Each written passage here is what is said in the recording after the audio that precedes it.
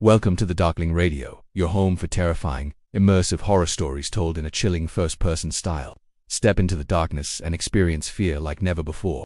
Ethan Cole thought a late-night Costco run would be nothing more than grabbing supplies for the week, but he couldn't shake the unease crawling under his skin. Beside him, Rachel Myers wandered through the towering aisles, her footsteps echoing unnaturally in the hollow silence. The store felt wrong, too empty, too vast, as if it were holding its breath. What started as a routine shopping trip soon twisted into a nightmare, and Ethan and Rachel would discover that some places never let their customers go. The day felt unusually heavy as I drove into the nearly empty Costco parking lot. The sun was sinking low, casting long shadows that stretched across the faded white lines of the lot. Normally, this place was overflowing with cars and families pushing carts piled high with oversized packs of food and household items. Today, though, only a few scattered vehicles sat under the dim glow of the tall streetlights. It was unsettling, but I brushed it off. Maybe I had just come at the wrong time, later than usual when the rush had already ended. As I walked up to the wide glass entrance doors, the hum of the fluorescent lights inside greeted me. The sound was harsher than I remembered, buzzing like a swarm of insects. I grabbed a cart and stepped in, expecting the usual chatter, the clattering of carts, and the booming intercom voices announcing specials. Instead, there was only silence. The space felt hollow, like I had walked into a cavern instead of a store. My footsteps echoed faintly, bouncing off the high warehouse ceilings. The aisles stretched before me, endless rows of towering shelves stacked with goods. The shelves looked overstocked, far more than usual, as if someone had crammed every available item into every possible space. Stacks of cereal boxes rose in teetering towers, their glossy fronts reflecting the harsh lights above. Soda cases were piled so high they seemed almost to scrape the ceiling. I hesitated, pushing the cart forward slowly, the squeak of the wheels sounding far too loud. The smell hit me next. It wasn't the familiar mix of rotisserie chicken, detergent, and paper products that I had grown used to. This was sharper, chemical, and metallic, as though the air itself carried something toxic. My throat itched, and I swallowed hard, trying not to gag. I told myself it was just cleaning supplies or maybe something spilled in the back, but the longer I stayed, the stronger it seemed to get, weaving itself into my clothes, sticking to the back of my tongue. I moved toward the freezer section, hoping the cold air would feel fresh. The glass doors were fogged over, condensation dripping down in thin lines that pooled onto the polished floor. As I leaned in to look, my reflection caught my eye. At first I thought the glass was just distorting it, but the longer I stared, the less familiar it looked. My face was stretched too wide, my lips curled into a grin I wasn't making, and my eyes were blacker, deeper, like empty sockets. The sight made my stomach twist, and I stepped back quickly, almost tripping over the cart. When I blinked, the reflection looked normal again, my own pale face staring back at me, lips pressed in a thin line. I forced myself to keep moving, heart thumping unevenly in my chest. The store felt endless, each aisle longer than the last. My shoes squeaked on the spotless floor as I turned into what should have been the snack section. But instead of bright signs with cheerful product names, the overhead labels were blank, white rectangles hanging uselessly. I froze, confused. I could have sworn I had just passed the section with chips and cookies, yet when I looked behind me, it wasn't there. Instead, stretching back into the distance, was a corridor I didn't recognize. The shelves were gone, replaced by empty gray walls that seemed to close in the farther I looked.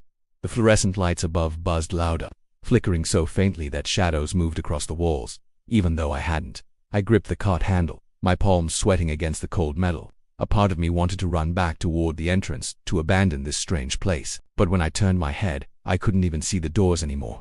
The rows of shelves twisted into each other like a maze, and the way I had come was gone. The silence pressed against me like a weight. I could almost hear my heartbeat in my ears, loud and irregular.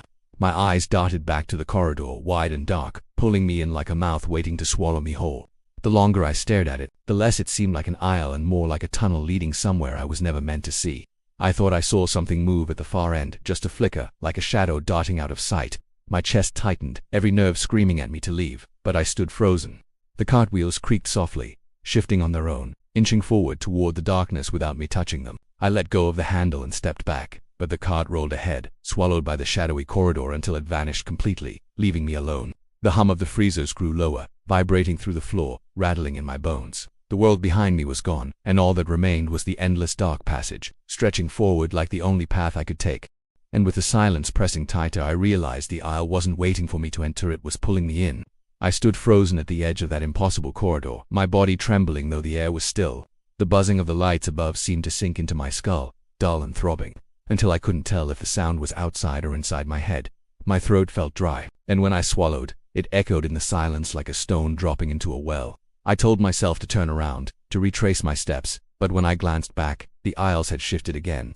What should have been rows of products now stretched into identical passages that twisted away into darkness, each one blank and featureless. The familiar order of the store had been erased, replaced with a labyrinth that made no sense. I pushed myself forward, refusing to give in to the rising panic. My steps were uneven, too loud, bouncing back at me from the unseen ends of the aisles. The floor seemed to stretch and warp with each stride, the tiles rippling faintly as though the ground beneath me was breathing. I focused on moving, on finding anything recognizable. That was when I noticed the signs above me. They should have been helpful, guiding customers toward categories of products, but every single one was bare. Just white boards hanging uselessly, swaying slightly in air that wasn't moving. I turned a corner and stopped dead in my tracks. A sample table stood directly in the middle of the aisle, the kind where employees usually handed out little cups of food. It shouldn't have been there.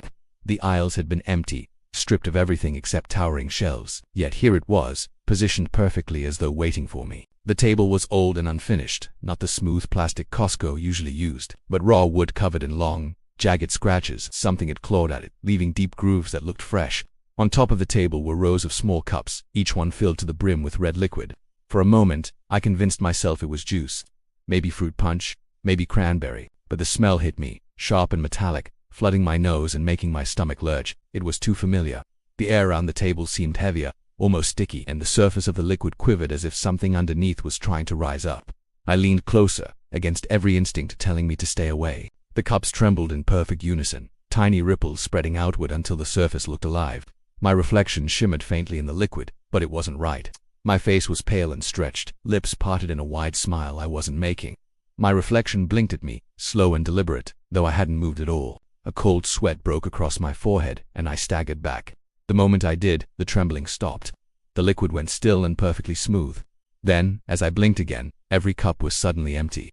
No liquid, no smell, only the faint wet ring left behind where the red had once been. The scratches in the wood looked deeper now, as though something had been trying harder to get through. I turned sharply away from the table, desperate to leave it behind, but the aisle around me had changed again. The walls felt closer, the shelves looming taller than before. Each box and package seemed off, their logos twisted, the letters arranged in ways I couldn't read. I hurried forward, my hands trembling, but no matter how fast I walked, the air grew heavier and colder, like I was descending deeper into a place I wasn't meant to go. Then I heard it. A sound that didn't belong in the silence. At first it was faint, like the squeak of wheels far away, but the longer I listened, the more it grew. Something was rolling toward me. My pulse raced, and I pressed myself against the shelves, straining to see down the endless aisle. The sound echoed, steady and slow, like a cart being pushed with deliberate care. Yet there was no one there. The noise grew closer until it seemed right behind me. I spun around, heart hammering, and saw nothing. Only the endless corridor stretching back into shadows. My breathing was ragged, echoing against the tall walls. Then I turned forward again, and the table with the empty cups was directly in front of me once more. The scratches in the wood were fresh now, splinters scattered across the floor. And this time, one of the cups wasn't empty. It was full again, brimming with red, trembling as though waiting for me to drink. My legs felt weak as I backed away from the table, but no matter how many steps I took, the aisle only stretched farther ahead. The single filled cup gleamed faintly under the flickering lights, shaking as if something beneath the liquid wanted to rise to the surface. My chest tightened until each breath scraped like glass through my lungs. I turned sharply, determined to escape, abandoning the table and the endless aisles behind me. The cart I had left earlier was gone, swallowed by the shifting store, leaving me entirely alone. The tiles beneath my shoes grew darker, their once glossy white sheen dulled by stains that spread in uneven patches. I forced myself not to look too closely at them, though my peripheral vision caught glimpses of what looked like handprints pressed into the floor. I picked up my pace, moving quickly past the towering shelves. That was when I saw them, figures that hadn't been there before. At first I thought they were mannequins, set up behind displays of bulk clothing. They wore Costco uniforms, red vests and white shirts, their hands neatly at their sides. Their plastic eyes gleamed under the buzzing lights, glassy and lifeless. But as I passed, I felt their gaze shift, their heads tilted ever so slightly, tracking me as I moved down the aisle. The sensation of being watched crawled up my neck and spread across my skin. I refused to stop, my footsteps faster, echoing louder with each stride. I reached the end of the aisle, hoping desperately to find a fire exit or even a restroom sign. Anything to prove I wasn't here trapped in some endless loop. Instead, the shelves grew taller, towering until they seemed to scrape the blackened ceiling above. Shadows moved in the spaces between them, shifting shapes too large to be human. The air grew colder, each exhale fogging faintly in front of me. The faint scent of chemicals had faded, replaced by something sour and damp, like rotting wood. The sound came again, shuffling, dragging, like wheels grinding against concrete. Only now it wasn't faint, it was near, too near. I froze, listening. My ears strained as it rolled closer, stopping when I stopped, moving when I moved. The mannequins I had passed were gone when I turned back, the aisles behind me empty, yet the dragging sound was still there. Then, ahead of me, I saw it, a glowing red rectangle at the far end of the aisle. Relief surged through me as I realized it was a fire exit. The sign above the door pulsed like a heartbeat, its glow spilling across the shelves. Without hesitation, I broke into a run. The dragging footsteps behind me quickened too, echoing louder, matching my pace. I didn't dare look back. My lungs burned, my legs screamed, but I forced myself forward, eyes locked on the red glow. When I reached the door, I slammed into it with all my weight. The handle was cold, freezing against my skin. I pulled it open, expecting the night air to rush in, expecting the safety of the parking lot. Instead, my breath caught in my throat. There was no outside, no exit. Beyond the doorway stretched another aisle identical to the one I had just run down. The same towering shelves, the same blank signs, the same buzzing lights. My stomach dropped, and I stumbled back, staring at the impossible sight. The dragging sound had stopped. The silence pressed against my ears, heavy and suffocating. I turned back toward the shelves, my heart pounding so violently I thought it might burst. The mannequins were standing there again, lined up neatly at the end of the aisle, closer now. Their heads all tilted at the same angle, their faces expressionless but fixed on me. The red glow of the fire exit painted their plastic skin, making them look almost alive. I wanted to scream, but my throat locked tight. My body refused to move as the lights above flickered harder, plunging the aisle into momentary darkness before snapping back to life. And in that brief blackout, every mannequin had vanished, leaving the aisle eerily empty again. The only sound left was the steady drip of liquid falling somewhere behind me. I turned slowly, and my stomach twisted. The empty aisle stretched on, but faint, wet footprints had appeared, leading away from the door and into the shadows, prints too fresh to be anything but real. The footprints gleamed faintly against the darkened tiles, each one glistening wet, as though whoever had left them was only moments ahead. My pulse quickened as I forced myself to follow with my eyes, though every part of me screamed to look away. They stretched down the aisle, vanishing into the distance where the shelves merged with shadow. The silence pressed heavier now, thick and suffocating, broken only by the soft buzz of the lights overhead. I moved slowly, each step deliberate, trying not to make a sound as I drifted away from the fire exit that had betrayed me.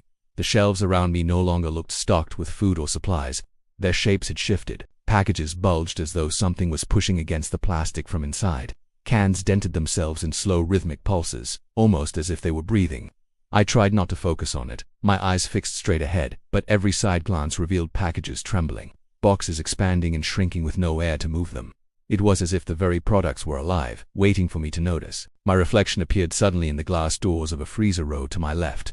I didn't remember walking into the frozen section, but the aisle stretched long, lined with coolers filled with frost. The fogged glass distorted my image, twisting it into something grotesque. At first, I thought it was just the condensation, but then I saw it clearly. My reflection was moving differently than I was. While I kept walking forward, it stood still. When I stopped, it began to walk, pacing in perfect rhythm with the sound of the dripping liquid echoing in the distance. I pressed my hand against the cold glass, and my reflection's hand didn't meet mine. It was still walking, its mouth stretching into an unnatural grin, teeth too sharp and too many.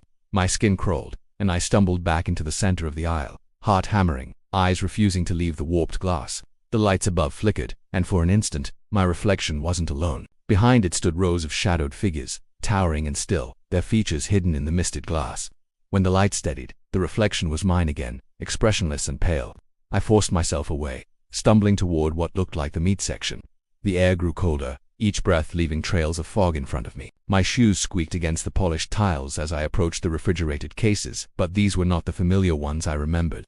The glass stretched endlessly, the cases towering higher than any wall should. Inside, laid neatly in rows, were slabs of meat. At first I thought it was normal steaks, roasts, racks of ribs, but the longer I stared, the more wrong it felt. The cuts were unwrapped, fresh and glistening, steam rising faintly from them as if they were still warm. The smell was overwhelming. Not the clean chill of frozen goods, but the raw, heavy stench of flesh. My stomach lurched as my eyes traced the arrangement of the meat. It wasn't random. Each piece had been positioned carefully, shaped into symbols that stretched across the entire length of the cases. I squinted through the fog, my chest tightening as the letters revealed themselves. It was my name, spelled out perfectly in raw, glistening cuts of meat. I staggered back, bile rising in my throat, nearly slipping on the tiles. The letters were unmistakable, arranged in neat rows like a message written just for me. My legs shook as I turned to run, but a sharp crack echoed above me, stopping me cold. The ceiling groaned, metal bending under a weight I couldn't see. Then, slowly, blood began to drip from the ceiling panels, splattering onto the meat cases below. The drops fell steadily, rhythmic and deliberate, each one landing with a wet thud that grew louder with every second. I stared upward in horror. The ceiling tiles bulged, sagging as though something enormous was pressing against them from above. The lights flickered again, dimming until only the red glow of the exit signs lit the aisle. Blood continued to fall, staining the floor, running in thin streams toward my shoes. I tried to back away, but the shelves on either side had shifted closer, narrowing the aisle. The dripping grew heavier faster, until it sounded like rainfall. My name written in flesh glistened under the blood, the message brighter, clearer, as though it had been waiting to be revealed. And somewhere above me, in the darkness behind the ceiling, something moved. I stumbled backward as the ceiling bulged and groaned, each drip of blood falling faster, soaking into the floor until my shoes squelched in it. The aisle had narrowed so much that my shoulders brushed the shelves, the products trembling and shuddering as if alive. The buzzing of the lights grew louder, crackling and popping overhead, before half of them blinked out, leaving me bathed in the dim glow of the exit signs. My breath came ragged and uneven, and I knew I had to move. Staying still felt like inviting something to close in on me. I turned sharply and began to run, the wet slaps of my footsteps echoing against the shelves. The aisles blurred together, each one indistinguishable from the next, the blank signs swaying faintly above like pendulums marking the time.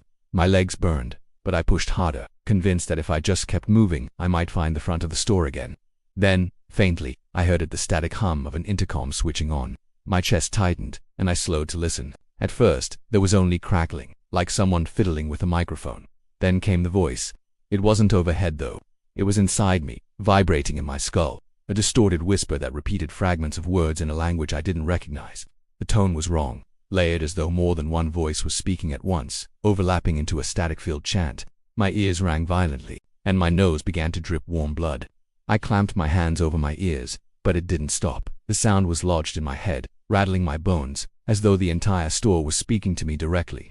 I staggered into an aisle that looked different from the others. It was wider, with rows of registers lined up at the far end. My heart surged with desperate hope. The entrance I had finally found it. The glowing green signs above the registers looked almost welcoming, their light cutting through the haze. I forced myself forward, every muscle screaming in relief, even as the whispers gnawed at my mind. But as I drew closer, I realized the registers weren't what they seemed. The counters were wrong. Not smooth plastic but jagged bone, white and porous, arranged in sharp ridges. The scanners glowed faintly, pulsing like veins, throbbing with a dim red light. I froze, horror climbing my spine. The familiar structure of the front of the store was twisted into something living, something that had been waiting for me. Behind the registers stood figures. At first I thought they were employees, dressed in red vests with neat name tags pinned to their chests, but their faces weren't faces at all. They were blurred, smeared into shapeless masks of flesh, features wiped away as though erased. Their heads tilted in unison the moment I saw them, their hands rising slowly to point directly at me. My legs locked. I tried to run, but my body wouldn't move. It felt as though invisible hands were holding me still, pressing down on my chest, locking me in place. My breath quickened until I was gasping, each inhale shallow and useless. The intercom in my head grew louder, the whispers becoming words I could almost understand. A phrase repeated itself over and over, forcing itself into my thoughts until I couldn't tell if they were mine or not. The lights above snapped off all at once, plunging the store into darkness. For a moment, there was nothing but the sound of my frantic heartbeat and the blood dripping steadily onto the tiles. Then came the noise of carts. Dozens of them, maybe more, rolling across the floor from every direction. Their wheels squealed, metal grinding against metal, the sound circling me, closing in. I struggled against the invisible weight pinning me, but my body refused to obey. A faint glow flickered to life in front of me, not from the registers, not from the exit signs, but from the reflective surface of the floor itself. I looked down and froze. The reflection staring up at me wasn't mine. It was the same distorted version I had seen before, smiling wide, teeth sharp, eyes black and hollow. But this time it moved when I didn't. It raised its hand, waving slowly, almost mockingly. I tore my eyes away, but when I looked up again, the blurred employees were gone. In their place stood rows of reflections, dozens of them, each one a version of me, each with the same wide grin and hollow stare. They stood behind the bone registers like they belonged there, like they had always been there. The carts slammed to a stop all around me, the sound deafening. My reflection stepped out from the glowing floor, solidifying its grin wider than ever. It walked past the others, joining the faceless employees as if it had always belonged among them. My body loosened, but not in relief. It was as though control had slipped away from me entirely, my limbs no longer my own. The intercom whispered one last word inside my skull. I didn't understand it, but I felt it, heavy and final, a command that rooted itself in me. And as the lights flickered once more, the last thing I saw before everything went black was myself, my reflection standing among the others, smiling as it welcomed me to Costco.